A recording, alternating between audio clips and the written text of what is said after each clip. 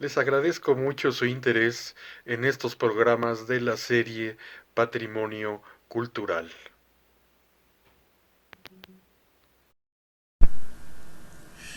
La Secretaría de Cultura de Hidalgo, la Academia Hidalguense de la Historia y la Subsecretaría de Patrimonio y Fomento Cultural les dan la más cordial bienvenida a esta plática sobre el arquitecto pachuqueño Pedro de Arrieta. El polvo del tiempo va cubriendo nuestros recuerdos. Pasan años, lustros, décadas y siglos. Polvo al polvo, cenizas a las cenizas. Es nuestra obligación separar las cortinas que nublan el panorama para presentar por lo menos fragmentos y visiones del pasado que pueden tomar nuevos significados en la actualidad. Es el caso del arquitecto Pedro de Arrieta, importante profesional pachuqueño, al que debemos conocer y aquilatar en sus múltiples aportaciones en el campo arquitectónico y artístico mexicanos.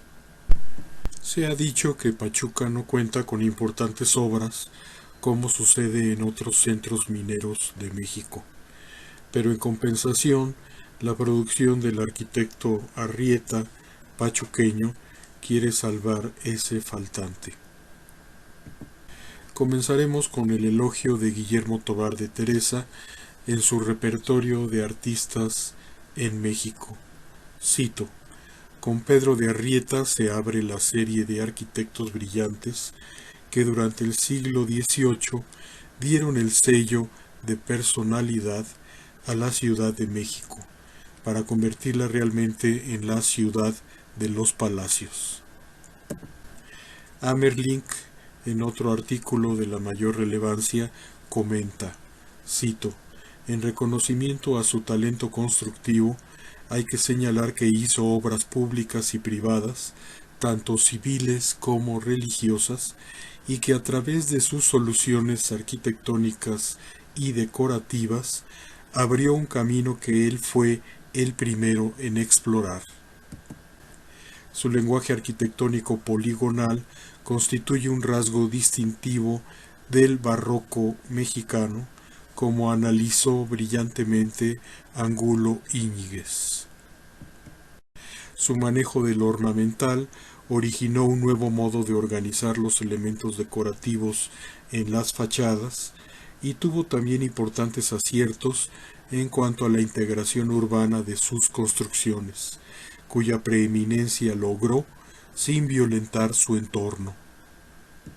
Manejó grabados, modelos y tratados de diversas épocas y latitudes, e hizo tal síntesis que, lejos de parecer anacrónicos o intemporales, se integran en su expresión plástica, resignificándose, siempre acordes con la estética barroca.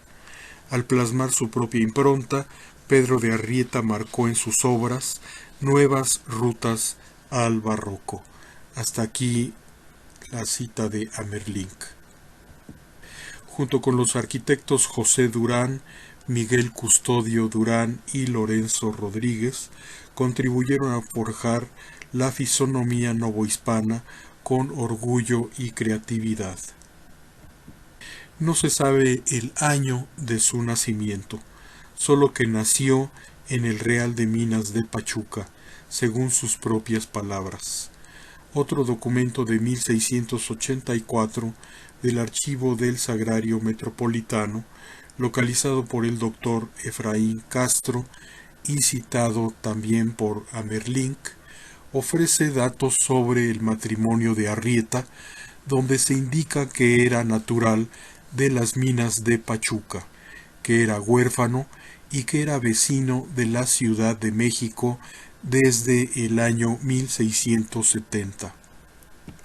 Amerlink dice, cito: el conocer la cuna y filiación de Pedro de Arrieta allanará el camino para reconstruir su ambiente social, familiar y económico. Quizás podrían rastrearse obras suyas en Hidalgo, hasta ahora desconocidas, e incluso, ojalá, noticias sobre sus primeros años, lo que llevará a determinar si inició su formación en Pachuca o en México, lo que parece más probable de ser suya el acta de matrimonio que remonta su fecha de llegada a la capital hacia 1670, y concluye diciendo esta autora que se reivindica a Pachuca con Pedro de Arrieta, cito, como uno de los mejores arquitectos que ha dado México. Habría que plantear si en la antigua Caja Real de Pachuca, iniciada en esa fecha, 1670, haya sido factible la actuación de Pedro de Arrieta. Por supuesto, no se trata del edificio que vemos ahora, ya del siglo XVIII, el cual desplazó la anterior construcción. La vida profesional de Pedro de Arrieta puede trazarse entre 1691 y 1738. El primer año fue cuando se examinó como arquitecto en la Ciudad de México. En 1699 dictaminó sobre la Catedral Metropolitana. En 1700 sobre el estado de las obras públicas, también en la Ciudad de México, y en 1701 sobre el deterioro del Palacio Real. En 1703 era maestro mayor de las obras del Palacio de la Inquisición en México. En 1710 inició la construcción de la enfermería del convento de la Concepción, donde efectuó más obras entre 1711 y 1713. Fue veedor de arquitectura en 1717 y hasta 1733 realizó avalúos y reparaciones en edificios de la Ciudad de México. En 1720 fue nombrado maestro mayor de la Catedral de México y de las Casas Reales. Existe un escrito de Arrieta al momento de hacer la solicitud para dicho cargo. Cito: me hallo examinado de maestro de arquitectura y carpintero de lo blanco, mas ha de 28 años, en cuyo término he procedido con tanto esmero y acierto que he merecido la confianza de las mayores obras que se han ofrecido. Empleado en el servicio de su Majestad, en los reconocimientos del Real Desagüe de esta ciudad, en la cual he maestreado y fabricado las iglesias de San Gregorio, San Bernardo, iglesia y convento de Santa Teresa la Nueva, el convento de San José de Carmelitas Descalzas, la iglesia del Amor de Dios, la iglesia que hoy sirve, sacristía y antesacristía en Santo Domingo, la iglesia de Santiago Tuxpan. He encadenado las bóvedas de la iglesia de Santa Clara y el cañón de la iglesia de Jesús Nazareno. Metí cimientos en las paredes de la capilla del Señor San José en San Francisco, sin derribar las paredes. Aquí hago un paréntesis porque esto en cualquier otra época sería también una hazaña técnica digna de especial mención. Y continúa Arrieta: hice el colegio seminario de esta Santa Iglesia Catedral y la iglesia de la Casa Profesa, que hoy se está acabando. Y por mandado del excelentísimo señor Duque de Albuquerque, hice la puente de San Juan del Río, que es una de las obras de la mayor importancia y utilidad de todo el reino, como hoy es notorio. Aquí hago otro paréntesis. En cuanto al puente de San Juan del Río, recuerda el de Izmiquilpan, un poco más antiguo, fue concluido en 1655, y continúa Arrieta. Y asimismo la alhóndiga y carnicería mayor de esta ciudad, puente que llaman de la Mariscala, y otras muchas obras públicas e infinitas casas particulares, en que raro o ninguno habrá en que deje de tener obras o reparo mío. Aquí también comento que el orgullo del arquitecto es fehaciente. Quisiera él abarcar toda la ciudad con su actuación. Y Arrieta menciona: acabé la iglesia de San Miguel y le hice el cimborrio. Y por la grande inteligencia que en todas cuantas obras se me han encomendado, de que podrá ser única prueba la escalera del convento de San Francisco, que todos admiran por peregrina en el arte. Y aquí otro comentario. Pienso que es una desgracia la desaparición de muchos de los elementos que componían el convento citado. Algunas viejas imágenes de este conjunto pueden rescatarse en este libro de Tobar de Teresa, Crónica de un patrimonio perdido. La pila de la plaza mayor de esta ciudad y los arbitrios y reglas para enmendar muchas obras erradas, continúa diciendo Arrieta, con cuya experiencia el Tribunal del Santo Oficio de la Inquisición me honró con el título de maestro de sus fábricas, y casi por aclamación en la mayor que en este tiempo se ha ofrecido, que es la de la iglesia de Nuestra Señora de Guadalupe. Otra vez, en 1732 a 1738, fue arquitecto del Palacio de la Inquisición.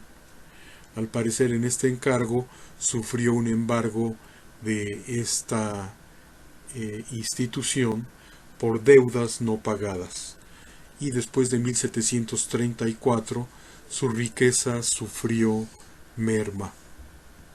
En 1736 elaboró unas ordenanzas junto con otros afamados arquitectos para reglamentar la profesión de la arquitectura, aprobadas por el virrey el 8 de junio, de acuerdo a lo estudiado por Mina Ramírez Montes en su libro La escuadra y el cincel. Amerlinck dice que murió Arrieta tan endeudado que su viuda se vio obligada a pedir ayuda a la misma Inquisición. Cito, afirmando que no tenía ni con qué amortajarlo. Los inquisidores le proporcionaron 40 pesos para su entierro y misas. En la historia del mundo hay muchos casos de personajes extraordinarios que terminan sus vidas pobres y olvidados. A pesar de historias oficiales y de otras parcialidades, la construcción de la historia, al ser una acción colectiva, es intervenida por múltiples enfoques e intereses. Al final, con certeza, el juicio de la historia coloca a cada uno en el lugar que le corresponde. De acuerdo a Fernando Arellano en su Arte Hispanoamericano, tales ordenanzas, donde participó también Miguel Custodio Durán, aprobadas por el Cabildo de la ciudad, reglamentaban la profesión y protegían los intereses de los agremiados. Por ejemplo, sólo los españoles, cito, de reconocida calidad y buenas costumbres, podían ser maestros de arquitectura. Estaban incluidos los criollos de cepa pura, pero no el indio ni el mestizo.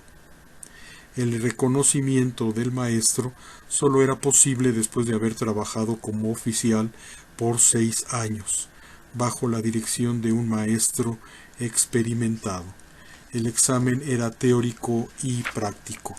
Todo esto de acuerdo al mismo Arellano. Hay 3 etapas en el desarrollo de la arquitectura novohispana en el siglo XVIII.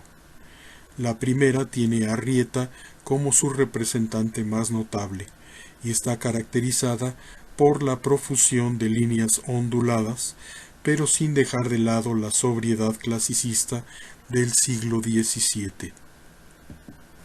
La segunda etapa, lo salomónico, da paso a las columnas estípites y la recargada ornamentación. Lorenzo Rodríguez sería el exponente de esta etapa. Fue quien propagó el estípite en estas tierras. La tercera etapa comienza por 1777 con Antonio Guerrero y Torres, revolviéndose contra el estípite y retomando la columna clásica. Todo esto de acuerdo al ya citado Arellano en su arte hispanoamericano. Ahora veremos algunas de las obras más emblemáticas de nuestro arquitecto Pedro de Arrieta, empezando con la parroquia de San Miguel, cuya cúpula y torres la realizó en el año 1714. El templo de la Profesa de los jesuitas, ahora en la calle Isabel la Católica, en el centro histórico de la Ciudad de México, con un interior muy amplio y elegante. Como ya mencionamos, la antigua sede de la Inquisición, que después fue convertida en escuela de medicina, la etapa constructiva en este caso fue de 1732 a 1736. Aquí es notable la solución dada por Arrieta de las esquinas sin un soporte columnar. El diseño del convento de Santa Teresa la Nueva, también en el centro histórico de la Ciudad de México. La Catedral Metropolitana, por ejemplo la Capilla de las Ánimas, entre 1720 y 1721. La iglesia de Santiago Tuxpan para Elisa Vargas Lugo es la obra barroca más importante del estado de Michoacán, fuera de las obras de su capital. Esta iglesia, según Vargas Lugo, debió ser una de las primeras de Arrieta, pues es aún muy clasicista, lo que la coloca muy a principios del barroco. Esta iglesia es muy interesante por varios detalles, como este relieve representando a Santiago en un marco que tiene unos recuadros en las esquinas. El convento de Corpus Christi, dedicado a la nobleza indígena entre 1720 y 1724. Josefina Muriel de la Torre, en su artículo El convento de Corpus Christi de México, nos comenta que se trata de una fachada sobria, barroca, que debió ser churrigueresca. Muriel recuerda que en esos años se fabricaba el altar de los reyes de la catedral, pero la obra de Corpus Christi representaría los valores de la orden franciscana, pobre y austera. El resultado es un barroco sobrio, cito, caracterizado por su poco relieve. Y la obra más importante de Arrieta, sin duda, fue la antigua Basílica de Guadalupe, como lo comenta Jesús Petlacalco. Esta obra, iniciada en 1695, fue dedicada en 1709. Y de acuerdo a Arellano, la Basílica de Guadalupe es un hermoso edificio que ha sido recientemente atendido debido a una serie de hundimientos del terreno. Arrieta, según Arellano, orgulloso de su labor, comentó que se le encomendó esta obra, cito, por aclamación, la mayor obra que en este tiempo se ha ofrecido, que es la iglesia de Nuestra Señora de Guadalupe. Se han identificado varias influencias en la basílica, por ejemplo, de la Catedral de Valladolid y de la Iglesia del Pilar de Zaragoza. En esta obra vemos un dedicado afán por preservar detalles decorativos de gran finura. Aquí presento el coro de la basílica. María Concepción Amerlink, en su reseña biográfica de Arrieta, comenta lo siguiente, cito, a caballo entre dos siglos, fue a la arquitectura como un gozne que aprovechó lo tradicional y le dio un nuevo giro, renovándola sin titubeos. Manejó grabados, modelos y tratados de diversas épocas y latitudes, e hizo tal síntesis que, lejos de parecer anacrónicos o intemporales, se integran en su expresión plástica, resignificándose siempre acordes con la estética barroca. Al plasmar su propia impronta, Pedro de Arrieta marcó en sus obras nuevas rutas al barroco. Otros maestros lo emularon y enriquecieron, a su vez, la arquitectura mexicana, gracias al rico filón señalado por él. Hasta aquí la maestra Amerlink. Conozcamos y honremos al arquitecto que otorgó una fisonomía propia a varias poblaciones mexicanas. En posteriores entregas continuaremos analizando el legado material de tan importante mexicano. Los esperamos.